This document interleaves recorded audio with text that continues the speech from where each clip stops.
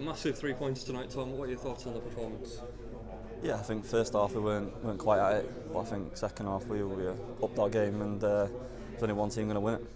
And obviously that second half performance was a very strong one. How did that come about? You obviously changed it a bit and much more comfortable. I think the manager just told us we need to be positive.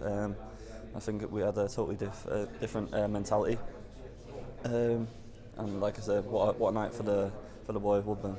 And just on a personal level, though, you must be very pleased with your own performance in the game. Yeah, I was happy the way I done.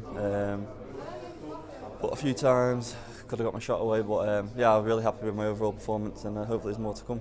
And what a word on the crowd tonight as well, who stuck with you in the first half, and then a massive explosion really when the goal was scored. Yeah, I think every time we play it, they're a massive boost for us. They're singing 24/7. So, like I say, every time we play it, it's a joy. And just a word on the goal, obviously Ben Woodburn is a special talent. What are your thoughts on his performance tonight, and how delighted do you think he'll be? Yeah, I think he showed everyone how good he is tonight, and hopefully more to come.